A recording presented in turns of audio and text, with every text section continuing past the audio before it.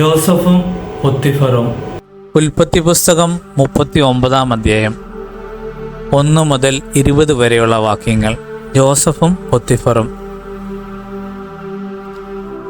ജോസഫിനെ അവർ ഈജിപ്തിലേക്ക് കൊണ്ടുപോയി.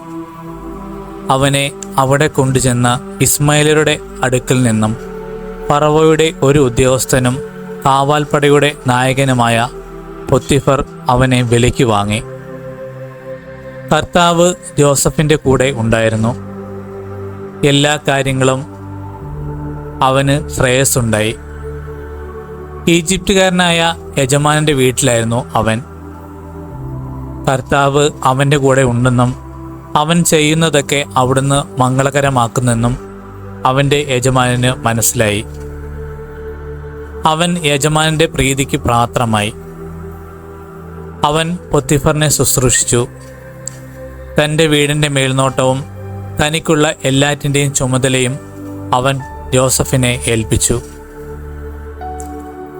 ആ ഈജിപ്തുകാരൻ വീടിൻ്റെ മേൽനോട്ടവും തനിക്കുള്ള എല്ലാറ്റിൻ്റെയും ചുമതലയും ജോസഫിനെ ഏൽപ്പിച്ച നാൾ മുതൽ ജോസഫിനെ ഓർത്ത് കർത്താവ് അവൻ്റെ വീടിനെ അനുഗ്രഹിച്ചു.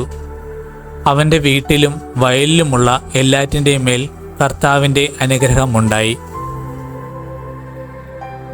അവൻ തൻ്റെ വസ്തുക്കളെല്ലാം ജോസഫിനെ ഭാരമേൽപ്പിച്ചാൽ ഭക്ഷണത്തിലല്ലാതെ മറ്റൊന്നിലും അവന് ശ്രദ്ധിക്കേണ്ടിയിരുന്നില്ല. ജോസഫ് വടിവൊത്ത ശരീരമുള്ളവനും സുമുഖനുമായിരുന്നു. കുറച്ചുനാൾ കഴിഞ്ഞപ്പോൾ അവൻ്റെ യജമാനൻ്റെ ഭാര്യയ്ക്ക് അവനിൽ അഭിലാഷം തോന്നി. എൻ്റെ കൂടെ ശയിക്കുക അവൾ അവനോട് ആവശ്യപ്പെട്ടു.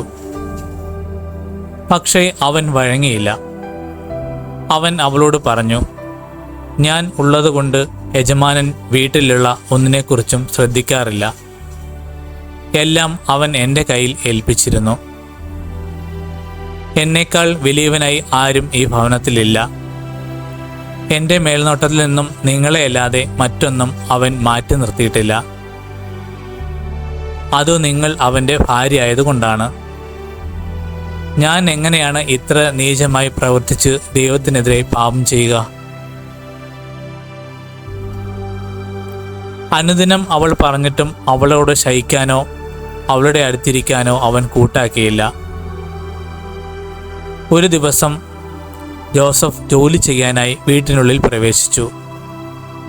വേലക്കാർ ആരും അകത്തില്ലായിരുന്നു.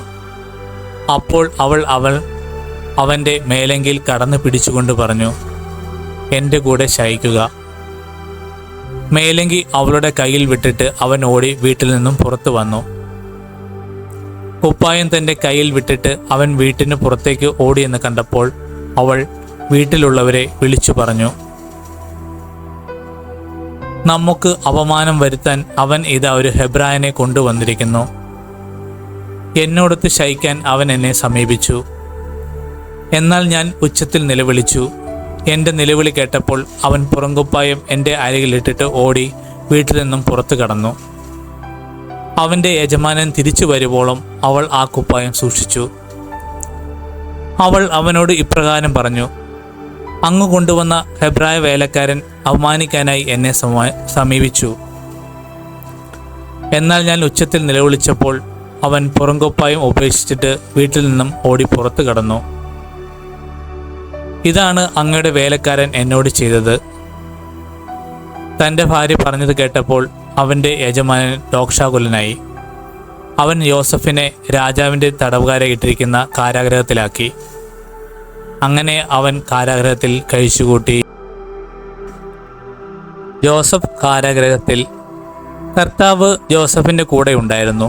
അവിടുന്ന് അവനോട് കാരുണ്യം കാണിച്ചു. അവന് കാരാഗൃഹ സൂക്ഷിപ്പുകാരൻ്റെ പ്രീതി ലഭിക്കുവാൻ ഇടയാക്കുകയും ചെയ്തു. കാരാഗൃഹ സൂക്ഷിപ്പുകാരൻ തടവുകാരുടെ എല്ലാം മേൽനോട്ടം ജോസഫിനെ ഏൽപ്പിച്ചു. അവിടെ എല്ലാം ജോസഫിൻ്റെ മേൽനോട്ടത്തിലാണ് നടന്നത്. ജോസഫിനെ ഭാരമേൽപ്പിച്ച ഒരു കാര്യത്തിലും കാരാഗൃഹ സൂക്ഷിപ്പുകാരൻ ഇടപെട്ടില്ല. കാരണം കർത്താവ് അവൻ്റെ കൂടെ ഉണ്ടായിരുന്നു. അവൻ ചെയ്തതൊക്കെ കർത്താവ് ശുഭമാക്കുകയും ചെയ്തു.